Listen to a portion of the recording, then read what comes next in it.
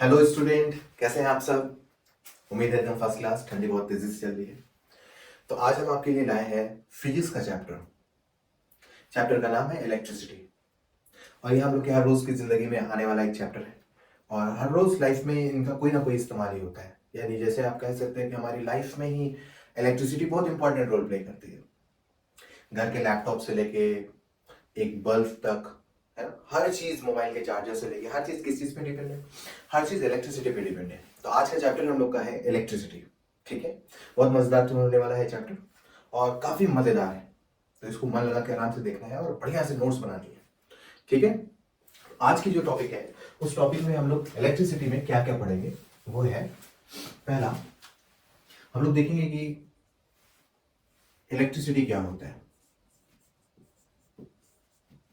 Electricity के बारे में हम लोग पढ़ेंगे। ठीक है, इलेक्ट्रिसिटी होता क्या है। दूसरी चीज जो हम लोग इसमें पढ़ने वाले हैं वो है पोटेंशियल डिफरेंस के बारे में, पीडी, पोटेंशियल डिफरेंस के बारे में आज हम पढ़ेंगे। और आज हम पढ़ेंगे इलेक्ट्रिक करंट यानी आई, यानी करंट जिसको बोलते हैं, इसको सिंबल होता है करंट, आई का, करंट के बारे में पढ़ेंगे। ठीक है, और आज हम लोग पढ़ेंगे लास्ट टॉपिक इसी में, ओम्स लॉ। ठीक है, क्या पढ़ेंगे, ओम्स लॉ। तो आज के इस लेक्चर में हम लोग जो कवर अप करने वाले हैं वो इलेक्ट्रिसिटी है, पोटेंशियल डिफरेंस है, इलेक्ट्रिक करंट है और ओम्स लॉ है। तो फटाफट पेन और कॉपी निकाल लीजिए, बढ़िया से नोट्स बनाइएगा। तो वेलकम है आपको हमारे यूट्यूब चैनल पे, सैयद क्लासेस। मैं हूं आपका टीचर सैयद सर। टॉपिक लगा लीजिए, पहला टॉपिक इलेक्ट्रिसिटी।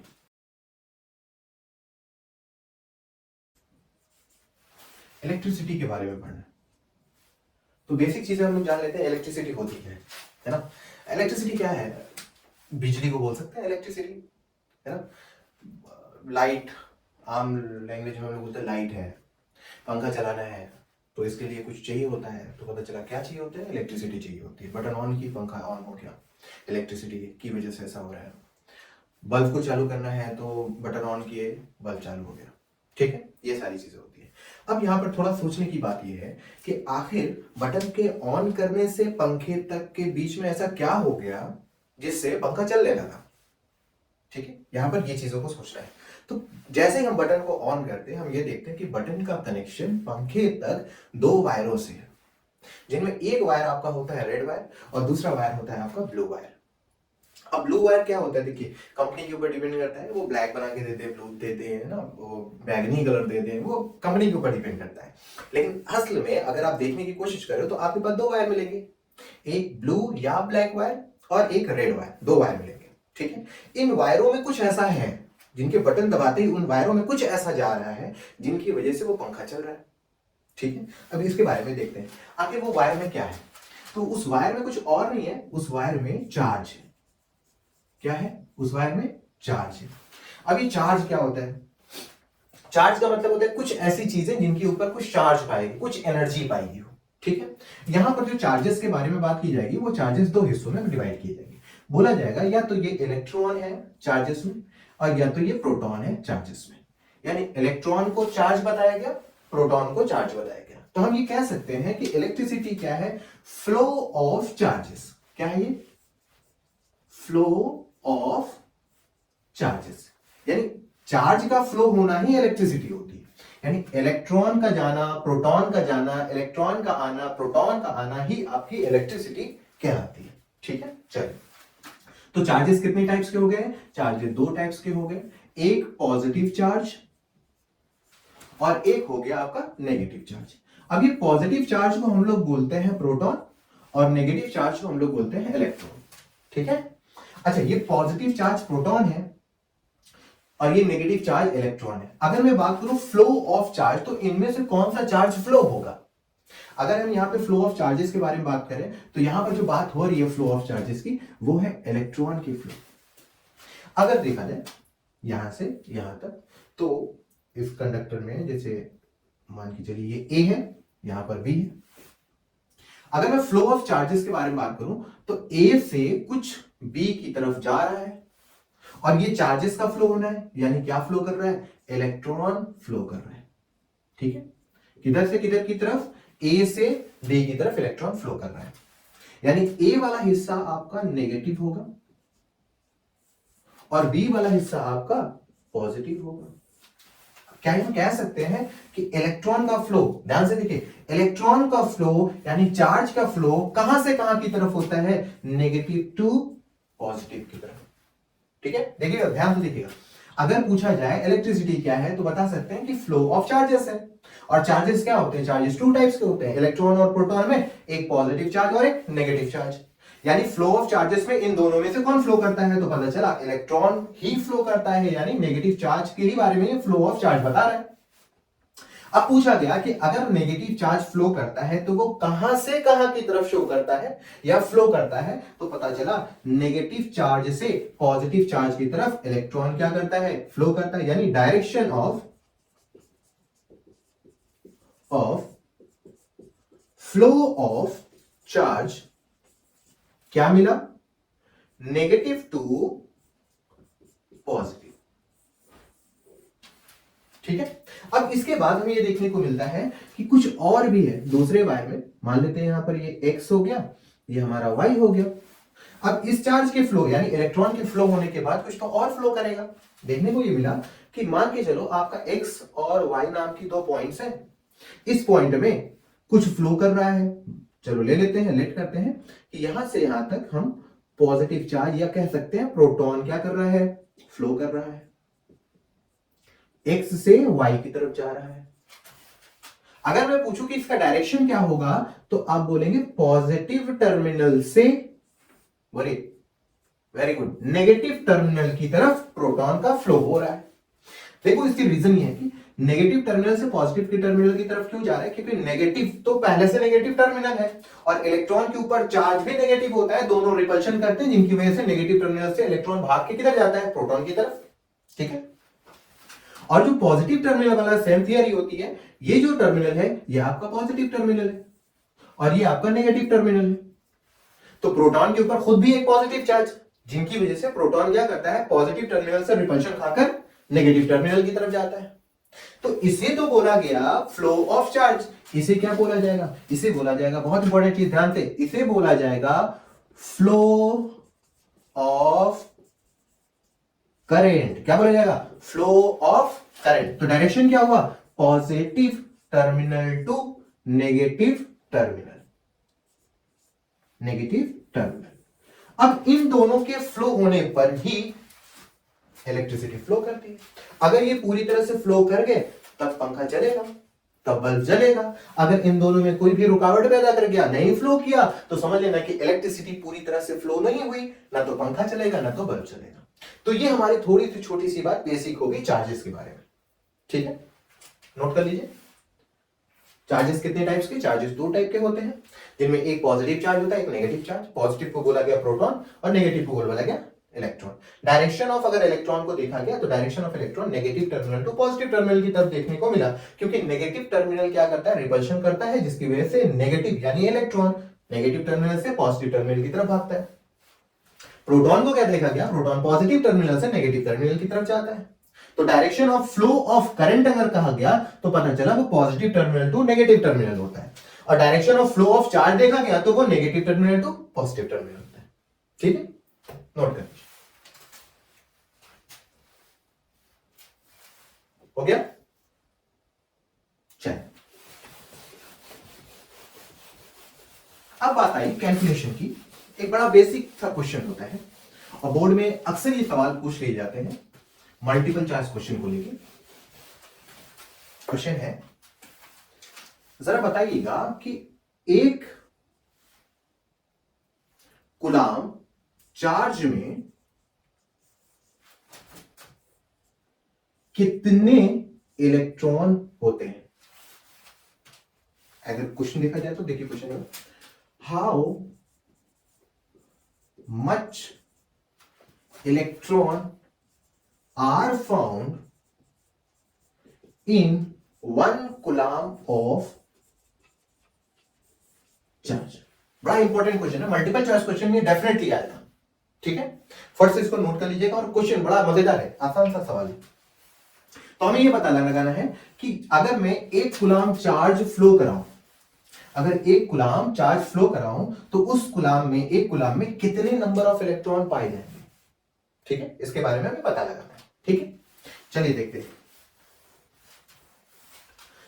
एक इलेक्ट्रॉन के ऊपर पाए जाने वाला जो चार्ज होता है वो 1.6 इंटू 10⁻⁻19 कुलाम होता है। ठीक है, यह हमें मालूम है कि एक इलेक्ट्रॉन, इसे लिख लें,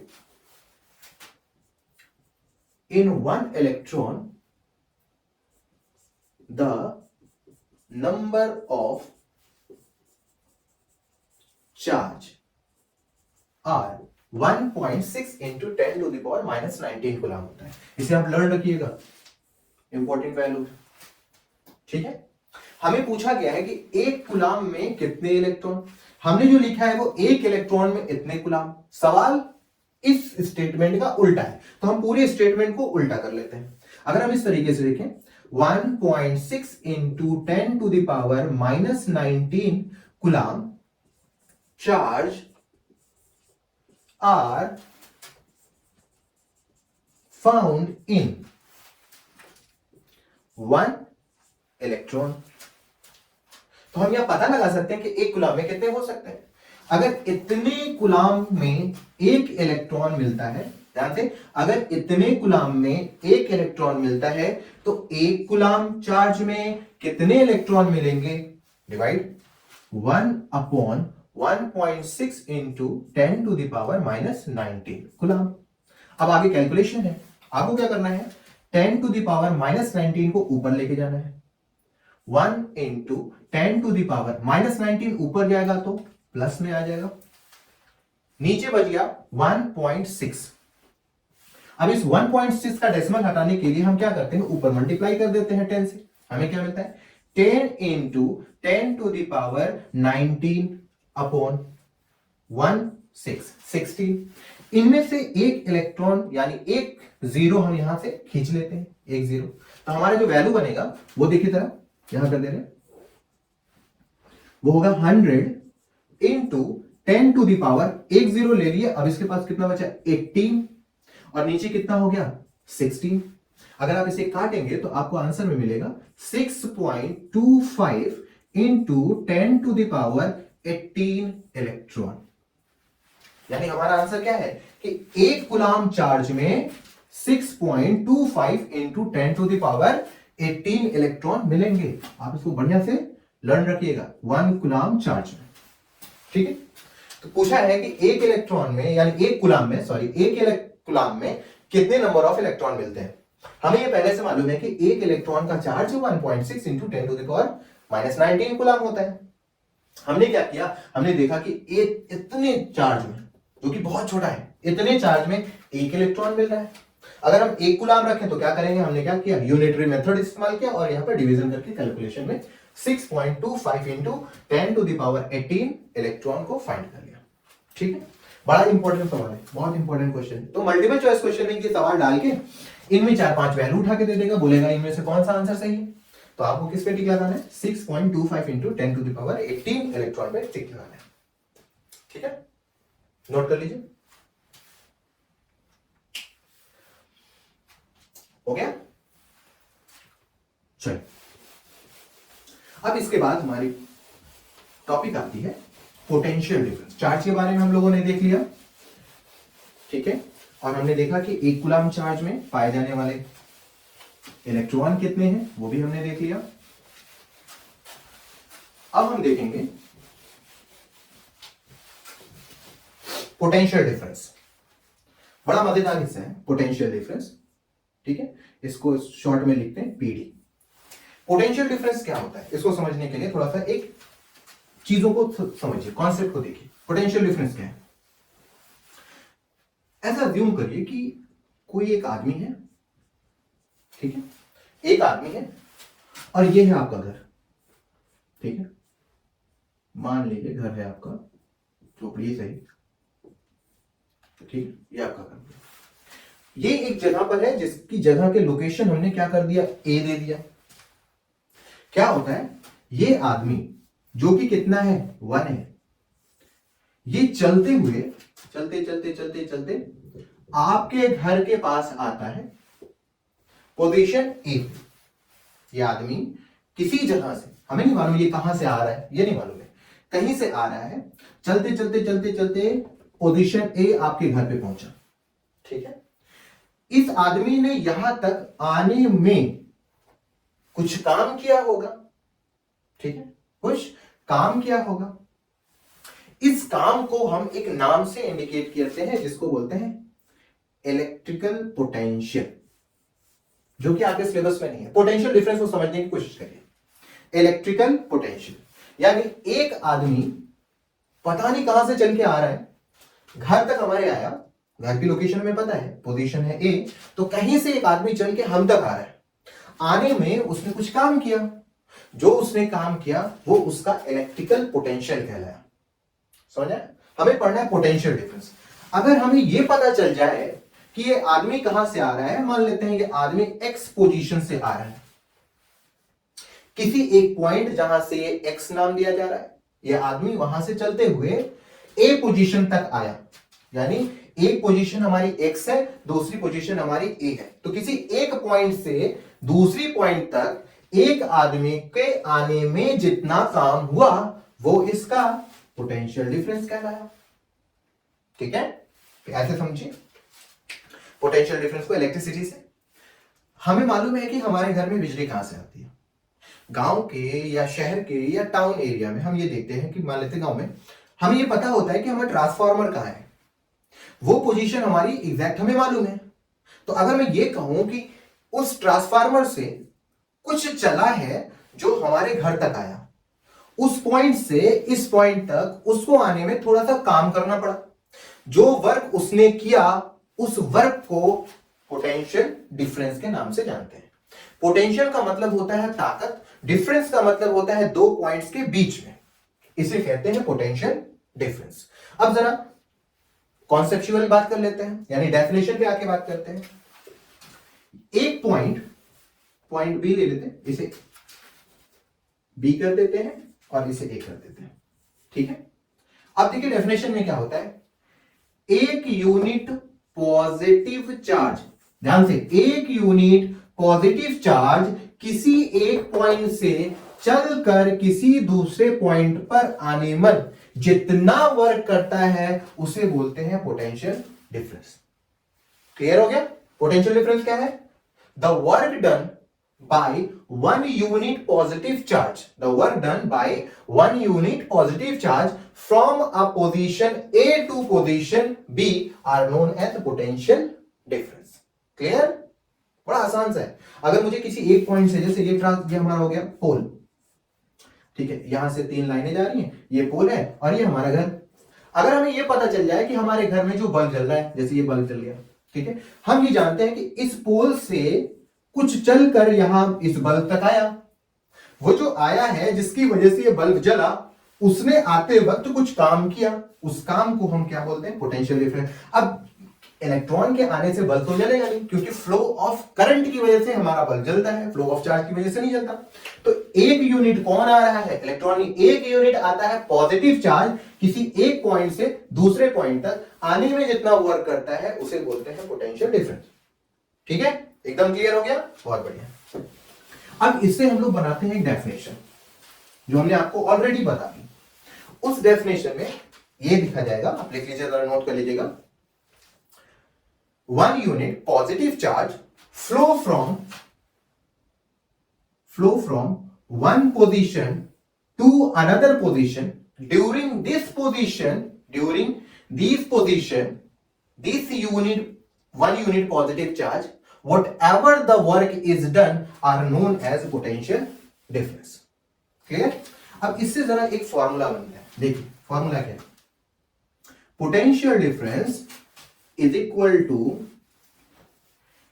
एक यूनिट पॉजिटिव चार्ज हो गया, एक पॉइंट से दूसरे पॉइंट तक आने में जितना काम करता है, वर्क डन हो गया, उसे हम कहते हैं पोटेंशियल डिफरेंस। क्लियर है?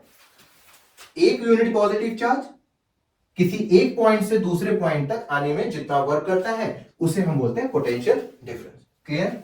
चलिए, पोटेंशियल डिफरेंस जो होता है उसको इंडिकेट किया जाता है V से, वर्क डन को इंडिकेट किया जाता है W से, और चार्ज को इंडिकेट किया जाता है Q से। तो हमारा नया फॉर्मूला क्या बना, V is equal to W upon Q। Very important formula, V is equal to W upon Q, जिसमें V की जो ऐसा यूनिट होती है वो होती है वोल्ट, और W की जो ऐसा यूनिट होती है वो है हमारी जूल्स। कैपिटल जे से इंडिकेट कर सकते हैं या स्मॉल जे से इंडिकेट करते हैं, वोल्ट को V से इंडिकेट कर देते हैं। Q जो होती है यानी चार्ज, उसकी जो यूनिट होती है वो होती है कूलाम, C से इंडिकेट कर देते हैं,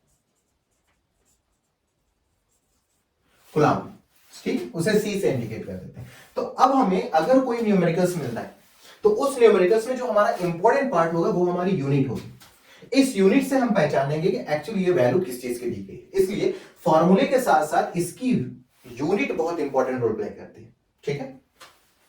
यहां एक बात आती है, चलिए अगर मैं कहूं डिफाइन 1 वोल्ट, तो आप क्या जवाब देंगे? कुछ करना नहीं है, डिफाइन 1 वोल्ट में आपको पोटेंशियल डिफरेंस के फॉर्मूले में जितनी भी एसआई यूनिट दी गई है उनको पुटअप करके उनके सामने 1 लिख देना है। अब देखिए फॉर्मूला क्या बनता है, 1 volt is equal to 1 joules upon 1 coulomb.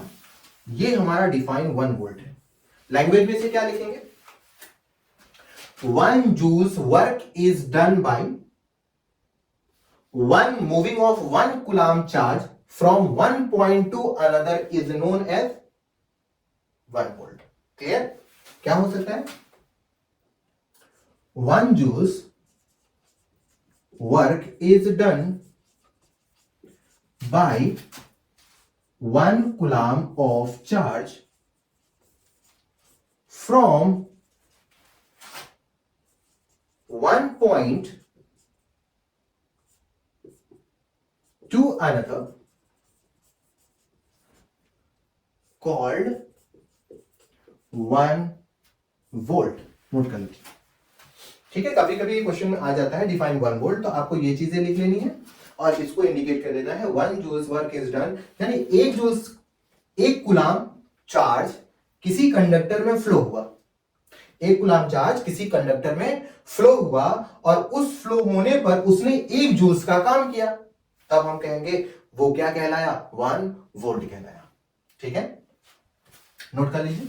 अब इसे इंडिकेट करने के और भी तरीके होते हैं, जैसे इसे क्या इंडिकेट किया जा सकता है, इसे लिखा जा सकता है 1 जूल्स कूलम इनवर्स। इनवर्स मतलब होता है उल्टा, माइनस में आ जाएगा। 1 कूलम नीचे था, इसे ऊपर ला दिए तो क्या बन गया, 1 जूल्स कूलम इनवर्स। कभी कभी इंडिकेट ऐसे भी करके देते हैं, 1 जूल्स 1 कूलम माइनस, ठीक है, इस तरीके से। तो इन तरीकों से क्या कर सकते हैं, हम चीजों को निकाल सकते हैं, ठीक है। नोट कर लीजिए, नोट हो गया। इसमें एक चीज और देख लेते हैं, ये क्या नाम है, इसका नाम हो गया वोल्ट। यानी घरों में हम लोग जो स्टेबलाइजर लगाते हैं उसमें क्या इंडिकेट करता है, वोल्ट, ठीक है। चलो वोल्ट हो रहा है, वोल्ट हो रहा है, तो उसे मेजर करने के लिए कुछ चाहिए होता है, ठीक है। पोटेंशियल डिफरेंस को मेजर करने के लिए अगर हम मेजर करने जाएं, मेजर, तो एक डिवाइस होती है, उसे हम बोलते हैं वोल्टमीटर। वोल्ट मीटर, क्या बोलते हैं, वोल्टमीटर। यानी पोटेंशियल डिफरेंस को मेजर करने की जो डिवाइस होती है उसे हम क्या बोलते हैं, वोल्टमीटर कहते हैं। क्लियर है, ठीक है। एक चीज यहां पर ध्यान रखो, नोट में आगे काम आएगा, ठीक है, अभी नोट में डाल लो। नोट नंबर 1, वोल्ट मीटर जो होता है वो हाई रेजिस्टेंस होता है, यानी वोल्ट मीटर क्या लेके चलता है, रेजिस्टेंस। कैसा, ज्यादा। अब ये रेजिस्टेंस क्या है, आगे हम लोग इसके बारे में डिटेल अच्छे से पढ़ेंगे, एक टॉपिक है पूरी। अभी फिलहाल आप नोट में डालिए, वोल्ट मीटर के अंदर जो रेजिस्टेंस पाया जाता है वो क्या होता है, ज्यादा। अगर हम बात करें इसके वोल्ट मीटर को किसी जगह पे लगाने की, तो हम ये जानते हैं कि वोल्ट मीटर को, है ना, वोल्ट मीटर को हम लोग जब भी लगाएंगे वो हम लोग लगाएंगे पैरेलल में। अब ये पैरेलल क्या है, इसके बारे में एक क्लियर टॉपिक है, घबराने की जरूरत नहीं है, बस फिर आप नोट के लिए इसको मेंशन करें ताकि जब ये टॉपिक आए तो आपको ये याद आए कि हाँ ये तो हम लोगों ने पढ़ रखा है। ठीक है, तो वोल्ट मीटर का रेजिस्टेंस हाई होता है, जिनकी वजह से वोल्ट मीटर को कहां पर अटैच करते हैं, पैरेलल में। क्लियर हो गया? गुड, नोट कर लीजिए। तो ये कुछ पॉइंट्स थी जो पोटेंशियल डिफरेंस के बारे में बात हो रही थी। ठीक है, हो गया?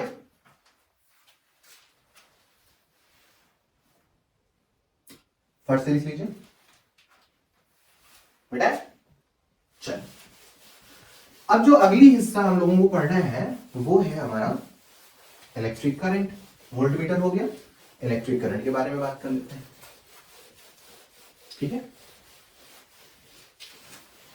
अब इलेक्ट्रिक करंट में देखिए क्या,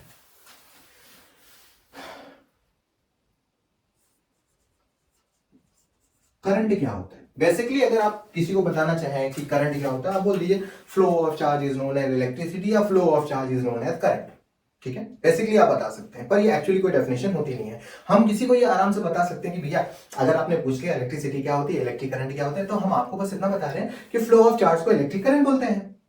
ठीक है, तो उसके दिमाग में एक कॉन्सेप्ट आ जाएगा, हाँ भाई इलेक्ट्रिक करंट ऐसा होता है, ये सारी चीजें होती हैं, पर एक्चुअली में इलेक्ट्रिक करंट कुछ और होता है। हम लोग इलेक्ट्रिक करंट को इसके फॉर्मूले के हिसाब से डिफाइन करते हैं। चलिए, क्या होता है इलेक्ट्रिक करंट? कम से कम वक्त में ज्यादा से ज्यादा चार्ज किसी कंडक्टर में फ्लो होना इलेक्ट्रिक करंट कहलाता है। ठीक है, इलेक्ट्रिक करंट जिसको हम लोग इंडिकेट करते हैं कैपिटल आई से। अब इसका अगर फॉर्मूला देखा जाए तो इसकी डेफिनेशन से फॉर्मूला याद कर सकते हो या फॉर्मूले से डेफिनेशन याद कर सकते हो। ठीक है, क्या होता है देखिए, rate of flow of charge in a conductor called electric current. अब इसी से फॉर्मूला जरा देखिए, I यानी करंट इज इक्वल टू कम से कम वक्त यानी टाइम, ज्यादा से ज्यादा चार्ज यानी चार्ज फ्लो कर रहा है किसी कंडक्टर में कॉल्ड इलेक्ट्रिक करंट। अब इसका इंडिकेट करने का तरीका, Q हो जाता है चार्ज का और टाइम हो जाता है T का, और हमारा फॉर्मूला करंट का आता है I is equal to Q upon T, जिसमें Q बोला जाता है चार्ज को और इसकी यूनिट होती है कूलम, टाइम इसे बोला जाता है, और यहां पर जो टाइम मेजर किया जाएगा उसकी यूनिट होगी सेकेंड, और भाई साहब करंट, करंट यहां पर आएगा जिसकी यूनिट होगी एम्पियर। एम्पियर, ठीक है, करंट की यूनिट क्या हो जाएगी, एम्पियर, इसे इंडिकेट करते हैं कैपिटल ए से। ठीक है, यहां पे एक छोटा सा प्यारा सा क्वेश्चन आता है, डिफाइन 1 एम्पियर। सेम प्रोसेस है 1 एम्पियर को डिफाइन करने का। उठाइए फिर से ये फॉर्मूला और इसके फॉर्मूले पे इसकी यूनिट को इंडिकेट करके और उसके साथ 1 लगा दीजिए, 1 कूलम 1 सेकेंड। डेफिनेशन क्या बनेगी, बिल्कुल उसी तरीके से, 1 कूलम चार्ज किसी कंडक्टर में 1 सेकेंड के लिए फ्लो करता है उसे बोलते हैं 1 एम्पियर। ऐसे भी बोल सकते हैं 1 सेकेंड में किसी कंडक्टर के अंदर अगर 1 कूलम चार्ज फ्लो होता है तो उसे बोलते हैं 1 एम्पियर। फ्लो ऑफ चार्ज, ठीक है, in a second, in a unit second बोल सकते हैं, called 1 ampere. Flow of unit charge in a unit second is called unit ampere. अब यूनिट यहां पर 1 है, ठीक है, इस तरीके से इंडिकेट कर सकते हैं। अब इसे इंडिकेट कैसे किया जा सकता है, ऐसे भी शो किया जा सकता है एग्जाम में, 1 कूलम 1 सेकेंड माइनस इनवर्स में, या ऐसे शो कर सकते हैं 1 कूलम सेकेंड माइनस।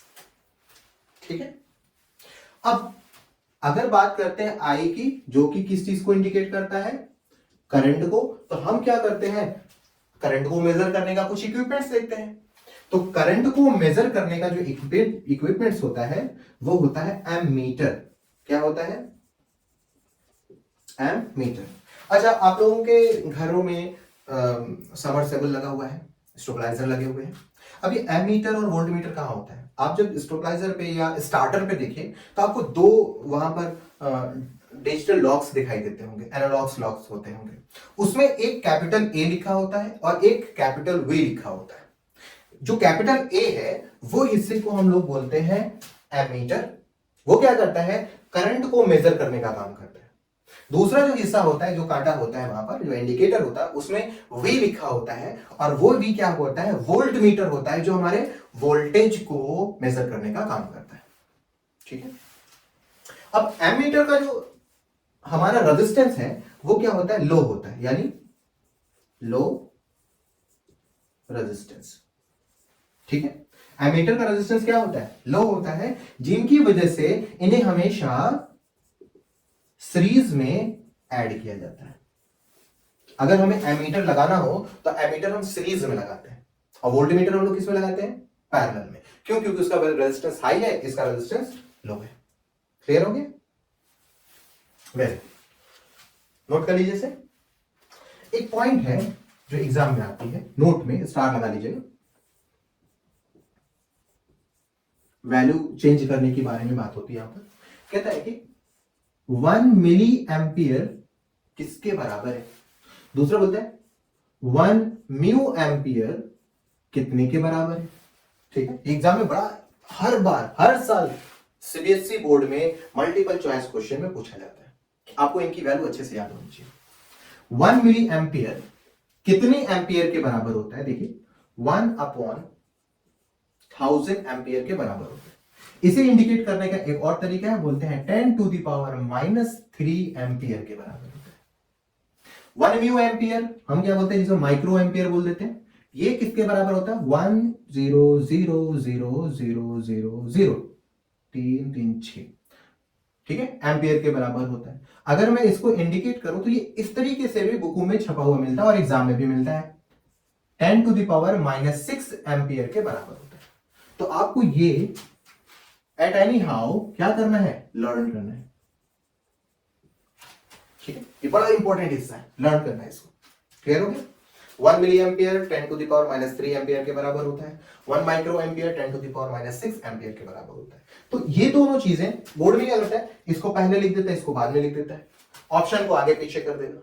इसे पहले लिखेगा, इसको बाद में लिखेगा, यहां ऑप्शन को ऊपर नीचे कर देगा, कभी इसको दे देगा, ये वाला दे देगा, फिर ये दे सकता है, ये वाला भी दे सकता है। आपको ध्यान रखना है कि एक्चुअली ये जो लिखा हुआ है वही ये है। अगर ऐसा ऑप्शन आता है तो इस पे टिक लगाइए, ऐसा ऑप्शन आता है तो इस पे टिक लगाइए। ठीक है, ध्यान से इसको याद रखिए। तो हमारा इलेक्ट्रिक करंट में इतना सा हिस्सा है। अब पोटेंशियल डिफरेंस और इलेक्ट्रिक करंट दोनों मिलके एक बहुत बेहतरीन मजेदार टॉपिक बनाता है। चल बिठा दे से, ठीक। अब उस टॉपिक को पढ़ने के लिए एक स्टोरी देखते हैं। क्या होता है स्टोरी, देखिए आप लोगों के घरों में पानी की सप्लाई मोटर से की जा रही है, जाहिर सी बात है सर, मोटर से ही होगी। टैंकर थोड़ी ना सुबह शाम आएगा हमेशा। अब आप क्या करते हो, खाना बनाना हो तो मोटर ऑन करके पानी निकाल लेते हो, नहाना हो मोटर ऑन करके पानी निकाल लेते हो। हर बार मोटर को थोड़ी ना ऑन करते हैं, हम क्या करते हैं, बिल्डिंग के टॉप पे पानी की टंकी रख देते हैं। ठीक है, चलो जरा देखो हमने क्या किया, हमने 2 वाटर टैंक रख लिए। ठीक है, 2 वाटर टैंक रख लिए, क्योंकि एक वाटर टैंक से तो हमारा कुछ होने वाला नहीं। ठीक है, जनसंख्या बढ़ जाती है, पॉपुलेशन बहुत ज्यादा हो गई, मेहमान रिश्तेदार सब भर गए घर के अंदर, नहाने लिए जा रहे हैं, टंकी खाली, क्या करें भाई, फिर से मोटर चालू करें, लाइट है ही, है ना। तो पापा कुछ कराओ यार, क्या करें, घर वाले कुछ करो। तो क्या किया भाई, एक और टंकी ऊपर लाके रख दिया। तो हम लोगों ने क्या किया, यानी मिस्त्री ने, यानी हम लोगों ने नहीं, मिस्त्री ने क्या किया, मिस्त्री ने क्या किए, इस टंकी का कनेक्शन इस टंकी के साथ ऐड कर दिया। ठीक है, कुछ देर के लिए एज्यूम करो कि ये हिस्सा यहां पर बंधा हुआ है, यानी पैक है, सील है। अब क्या करना है, हमने इसके अंदर पानी भर दिया, ये रहा हमारा पानी। ठीक है, ध्यान से देखिए, हमने क्या किया, इसके अंदर पानी को भर दिया, ये पानी बन के तैयार। चलो भैया पानी भर गए, नहाना है, पानी तैयार। ठीक, इसमें देखो पानी कुछ भी नहीं है, जरा यहां देखो, पानी का लेवल हम लोगों ने मार्क कर लिया। चलो यहां पर इसको पोजीशन ए मान ली।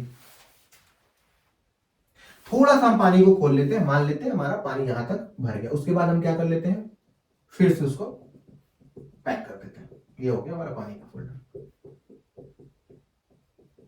ठीक है, इसकी पोजीशन जरा यहां मार्क कर लेते हैं और इसे मान लेते हैं बी। जरा ध्यान से देखो, पानी की टंकियों में क्या देखने को मिल रहा है। पहली वाली टंकी जिसमें हम लोग 1 कह सकते हैं, इस टंकी को हम लोगों ने 2 नाम दे दिया। तो फर्स्ट वाली टैंक में उसका वाटर पोजीशन क्या है, ए। सेकेंड वाली टैंक में वाटर पोजीशन है बी। अब इन दोनों के बीच में जरा ध्यान दो, यहां से लेके यहां तक का क्या है, डिफरेंस है, इतना डिफरेंस है। ठीक है, अगर मैं इसे खोल दूं तो क्या होगा, देखो वाटर हायर से लोअर की तरफ फ्लो करेगा। जैसा कि आप जानते हो, एनर्जी हमेशा किधर से किधर की तरफ फ्लो करती है, हायर रीजन से लोअर रीजन की तरफ। तो यहां पर क्या है, पानी ज्यादा था, यहां पर पानी कम है। अगर मैं इस टैप को ओपन कर दूं तो क्या देखने को मिलेगा, देखने को मिलेगा कि पानी ज्यादा से ज्यादा फ्लो होकर टैंक नंबर 2 में जाएगा और यहां पर ये पानी का अमाउंट बढ़ना शुरू होगा। जैसे जैसे पानी का अमाउंट यहां बढ़ेगा, पानी का अमाउंट यहां घटेगा। अब दोनों को मान लेते हैं, एक वक्त आया इतना पानी ए डैश पोजीशन पे बचा और एक टाइम आया यहां पर बी डैश पोजीशन तक पानी पहुंच गया। अब जरा ध्यान दो, इन दोनों के बीच में जो डिफरेंस है वो क्या हो गया, कुछ नहीं सर, वो तो बराबर हो गया।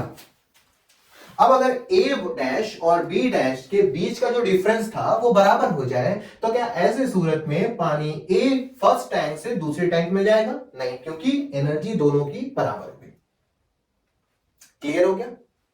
अगर मैं ए से बी के बीच के डिफरेंस को कम करूं, ध्यान से, ए से बी के बीच के डिफरेंस को कम करूं तो फ्लो ऑफ वाटर जो है दूसरी वाली टैंक में वो धीरा होता चला जाएगा। यानी अगर मैं डिफरेंस को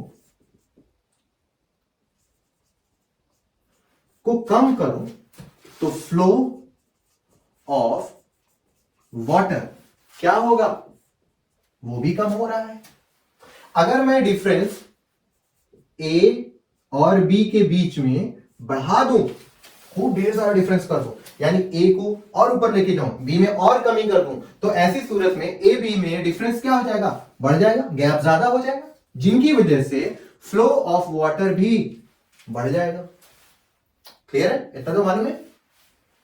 यानी अगर मैं पानी के लेवल को यहां पर बढ़ा दूं और यहां पर कम कर दूं, टैप को ऑन करते पानी फटाफट फटाफट दूसरे टैंक में जाएगा, क्योंकि यहां जगह खाली है तो ऊपर से प्रेशर दबाएगा और फटाफट इसमें से जाएगा। लेकिन जैसे ये दोनों एक दूसरे के बराबर होते हैं तो इनकी पोजीशन में जो वाटर है वो अपनी जगह स्टेबल हो जाता है, ये भी वाटर अपनी जगह स्टेबल हो जाता है। क्यों, क्योंकि इन दोनों के बीच का डिफरेंस क्या हो गया, बराबर हो गया। क्लियर है।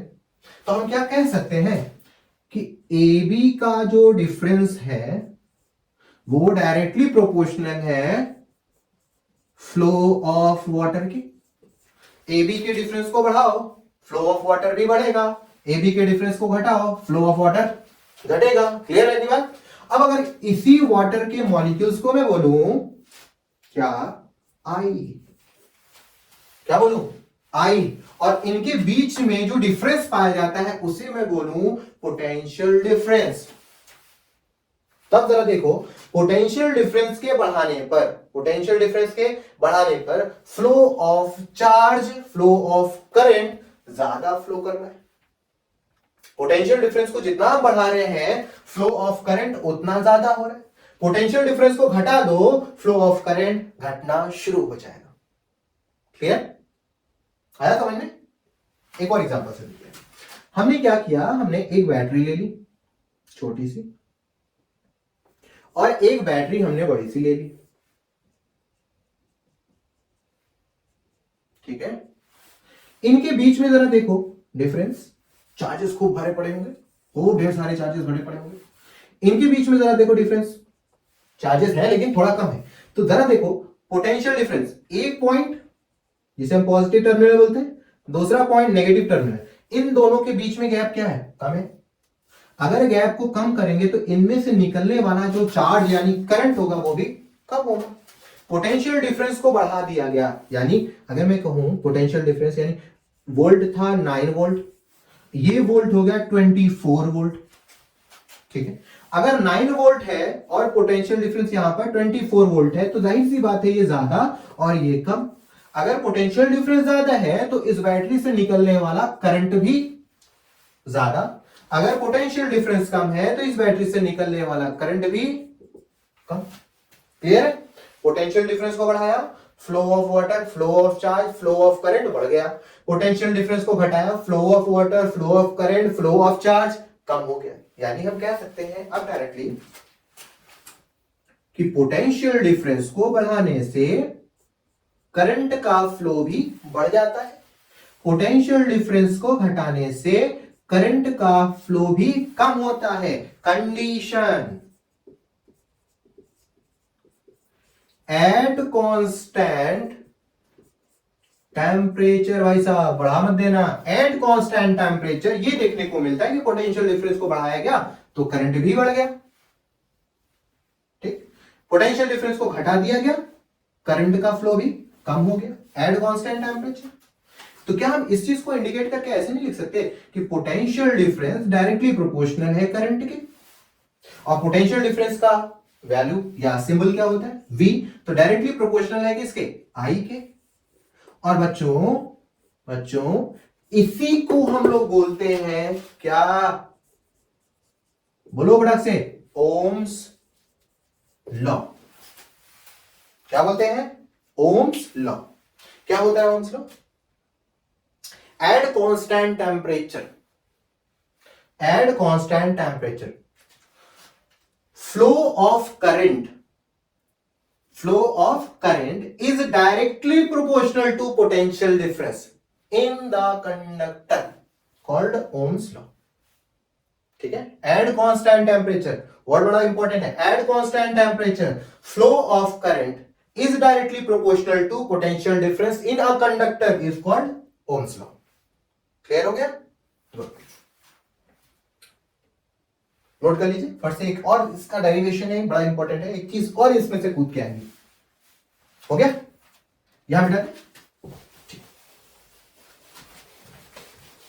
तो हमने क्या देखा कि अगर हम पोटेंशियल डिफरेंस को बढ़ा दें तो करंट का फ्लो भी बढ़ जाएगा, पोटेंशियल डिफरेंस को घटा दें तो करंट का फ्लो भी घट जाएगा।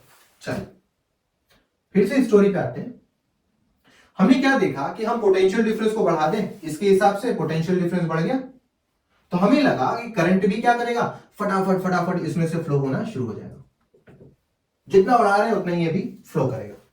फिर हमने ये देखा, ऑब्जर्व किया कि हमने पोटेंशियल डिफरेंस को बढ़ाया तो, लेकिन इस कंटेनर से फ्लो ऑफ वाटर इस कंटेनर में कम हो रहा है। मतलब अगर मैं पानी का लेवल बढ़ा दूं और यहां पानी का लेवल घटा दूं तो पानी तो यहां से यहां की तरफ, ए से बी की तरफ यानी 1 से 2 की तरफ फ्लो होना चाहिए था, दबा के बहुत तेजी से जाना चाहिए था। लेकिन हमने ये ऑब्जर्व किया कि टैंक नंबर 2 में टैंक नंबर 1 का वाटर फ्लो स्लो हो रहा है, जबकि हमने पोटेंशियल डिफरेंस बढ़ा दिया यानी पानी का लेवल बढ़ा दिया। ऐसा क्यों होने लगा? घुस गए इसके अंदर भैया, है ना, उल्टे हो गए और इसके अंदर छलांग लगा दी। जब यहां पहुंचे तो हमने क्या देखा, हमने देखा भाई साहब पाइप में कुछ फंस गया। पाइप में क्या हो गया, कुछ फंस गया। वो क्या कर रहा है, वो इस पानी को इस कंटेनर में जाने से रोक रहा है। अब आप पोटेंशियल डिफरेंस को लाख बढ़ा दो, लाख घटा दो, ये क्या कर रहा है, फ्लो ऑफ वाटर को आगे जाने से रोक रहा है। तो ये कौन हुआ, ये रुकावट पैदा करने वाला हुआ। क्या ये चेंज हो सकता है? अगर आप कुछ ना करो, पोटेंशियल डिफरेंस को बढ़ाओ घटाओ कुछ भी करो, बस इसको हाथ ना लगाओ, तो क्या कुछ कर सकते हो? नहीं कर सकते। यानी इस कंटेनर, इस पाइप, इस कंटेनर के लिए अंदर जो रुकावट पैदा कर रहा है वो है कांस्टेंट, और इसी रुकावट को पैदा करने वाले को हम लोग आर के नाम से जानते हैं। अब आर क्या है, ध्यान से देखना। आर वो चीज है जो फ्लो ऑफ करंट को आगे जाने से रोके। आर क्या चीज है? आर वो है जो फ्लो ऑफ करंट को आगे जाने से रोके, उसे कहते हैं आर। और आर कहलाता है RESIST, रेजिस्टेंस। सी क्या कहलाता है? रेजिस्टेंस। ठीक है, तो यहां पर जरा देखिए, हमने ये सोचा कि V के बढ़ा देने से I बढ़ जाएगा, V के घटा देने से I घट जाएगा, लेकिन यहां बात कुछ और है। हमने देखा कि V के बढ़ा देने से I न तो बढ़ रहा है जबकि बढ़ना चाहिए था, और V के घटा देने से भी कोई फर्क नहीं पड़ रहा है, यानी V जो कि डायरेक्टली प्रोपोर्शनल है अब इक्वल में आया I इंटू R। किसी भी प्रोपोर्शनलिटी को हटाने के लिए हमारे पास एक कांस्टेंट टर्म होना चाहिए, और वो कांस्टेंट टर्म क्या है? R। यानी V और I यहां पर फैक्टर तो कर रहे थे, लेकिन सिर्फ V और I फैक्टर नहीं कर रहे थे, फैक्टर हमारा रेजिस्टेंस भी कर रहा था, और रेजिस्टेंस इन सब के लिए क्या था? कांस्टेंट। इसलिए हम लोगों ने प्रोपोर्शनलिटी को हटाकर V is equal to I into R कर लिया, और यहां पर हमें मिल गया सेकेंड फॉर्मूला। वेरी गुड बच्चों, very important, second formula of potential difference. पहला फॉर्मूला क्या था? V is equal to W upon Q। दूसरा जो फॉर्मूला आया वो हमारा था V is equal to I into R। ठीक है, इस फॉर्मूले को हम लोग ओम्स लॉ का फॉर्मूला कहते हैं, इनका ज्यादा से ज्यादा इस्तेमाल है। ठीक है, अब इन्हें तीन पार्ट तरह कर लेते हैं, इसको लिखा जाएगा इस तरीके से भी। अगर मैं I का फॉर्मूला यहां इंडिकेट करूं, R का इंडिकेट करूं तो क्या बनेगा? देखो जरा, R is equal to V upon I, और अगर मैं I को इंडिकेट करूं तो V अपॉन R। और ये हिस्सा इंपॉर्टेंट है, ये हिस्सा इंपॉर्टेंट है। रेजिस्टेंस को बढ़ा देने से करंट, समझ में आ गया? अगर अंदर जो रुकावट पैदा कर रहा था, जैसे मान लेते ये आपका कपड़ा है, इधर भी आपका कपड़ा है, जो कपड़ा जाके उसमें फंस गया, अगर मैं कपड़े को और ज्यादा इसके अंदर डाल के फंसा दूं, भर दूं, तब क्या देखने को मिलेगा? फ्लो ऑफ चार्ज और कम हो जाएगा। इसका मतलब है, यहां पर जरा देखिए, I जो है वो इनवर्सली प्रोपोर्शनल है किसके? R के। I को बढ़ाने से अगर मैं R को बढ़ा दूं तो I क्या हो जाएगा? कम। अगर मैं R को कम कर दूं, I हो जाएगा ज्यादा। क्लियर हो गया बात? क्वेश्चन यहां से जरा देखो, what happened to the current if I twice the resistance? ठीक है, अगर मैं रेजिस्टेंस को ट्वाइस कर दूं तो करंट पे क्या इफेक्ट करेगा? देखो, I 1 अपॉन रेजिस्टेंस को ट्वाइस कर रहे हैं, यहां 2 लिख देंगे, यानी करंट क्या हो जाएगी? हाफ हो जाएगी। अगर मैं रेजिस्टेंस को हाफ कर दूं तो I पे क्या इफेक्ट पड़ेगा? जरा देखो, रेजिस्टेंस को हाफ कर रहे हैं, 1 अपॉन 2, ये 2 चला जाएगा ऊपर, तो I प्रोपोर्शनल कितना हो गया? 2। अगर मैं रेजिस्टेंस को हाफ करूं तो करंट क्या हो जाएगा? 2 गुना, यानी डबल। ठीक है, क्या हो जाएगा? डबल। तो ये हमारा ओम्स लॉ का डेरिवेशन, कॉन्सेप्ट, ठीक है, फॉर्मूला, और यहां पर कुछ इंपॉर्टेंट चीजें थी, बहुत इंपॉर्टेंट है बोर्ड के लिए। बोर्ड में 100% आता है, 100% आता है, बढ़िया से इसको देख लीजिए। पोटेंशियल डिफरेंस को बढ़ाने से करंट बढ़ेगा, पोटेंशियल डिफरेंस को घटाने से करंट घटेगा। कंडीशन है कि टेम्परेचर को कांस्टेंट रखना है, यानी at constant temperature potential difference is directly proportional to current. अब प्रोपोर्शनलिटी को हटाने के लिए हमारे पास एक नया कॉन्सेप्ट आ गया, वो था हमारा रेजिस्टेंस। अब रेजिस्टेंस क्या हो जाएगा, रेजिस्टेंस वो कांस्टेंट टर्म है जो फ्लो ऑफ करंट को आगे जाने से रोक रहा है। इसके बारे में अच्छे से हम पढ़ेंगे अभी, थोड़ा सा आप जान लीजिए रेजिस्टेंस क्या होता है। Resistance flow of current, flow of current को आगे जाने से रोकता है, उसे कहते हैं रेजिस्टेंस। जैसे साइकिल हम लोग चला रहे हैं, ठीक है, तो साइकिल में पैडल तेजी से मारेंगे और हम आगे की तरफ जाएंगे।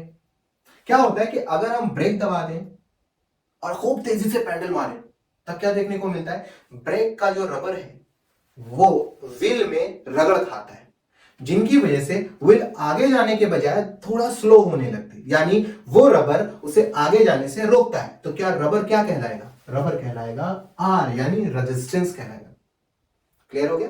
गर्मी की छुट्टी में जैसे ही स्कूल बंद होता है, फौरन साइकिल उठाए झम झम झम झम तेजी से क्या करते हैं, घर की तरफ भागते हैं, और उस वक्त चल रही होती है बहुत तेजी से गर्म हवा। अगर मैं साइकिल को तेजी से चलाऊं और हवा का डायरेक्शन उल्टा हो, तो क्या हमारी साइकिल आगे की तरफ भागती है, उस स्पीड से नहीं जाती है। ऐसा लगता है कि हवा हमें क्या कर रही है, आगे जाने से रोक रही है। तो हवा हमारे लिए क्या हो गई, रेजिस्टेंस। समझ आया रेजिस्टेंस क्या होता है। रेजिस्टेंस किसी भी चीज को, अगर मैं इलेक्ट्रिसिटी की बात करूं तो चार्ज को आगे जाने से रोकती है। Opposition of charge are known as resistance. Clear. अब ओम्स लॉ में यहां पर एक नया जो टॉपिक आया वो हमारा था रेजिस्टेंस। अगर पूछा जाए कि रेजिस्टेंस की ऐसा यूनिट क्या होगी, तो आप बोलेंगे ओम। रेजिस्टेंस की ऐसा यूनिट क्या होगी, ओम, और इसे इंडिकेट किया जाता है एक सिंबल से, ये सिंबल है, ठीक है। रेजिस्टेंस की ऐसा यूनिट ओम, सिंबल से इंडिकेट किया जाता है, ठीक है। इंपॉर्टेंट हिस्सा, नोट कर लीजिए इसको फट से। नोट हो गया। तो आज का हमारा टॉपिक यहां पर खत्म होता है, ठीक है। अगले टॉपिक में हम लोग पढ़ेंगे इनके कुछ न्यूमेरिकल्स, कि किस तरीके से क्वेश्चन आ सकते हैं, उनको सॉल्व करने का क्या तरीका होगा, और उसके बाद हम लोग पढ़ेंगे फैक्टर अफेक्टिंग रेजिस्टेंस के बारे में, जो बहुत इंपॉर्टेंट हिस्सा है। उसके अंदर हम लोग पढ़ेंगे रेजिस्टिविटी को लेकर। तो तब तक के लिए पढ़ते रहिए। All the very best, thank you.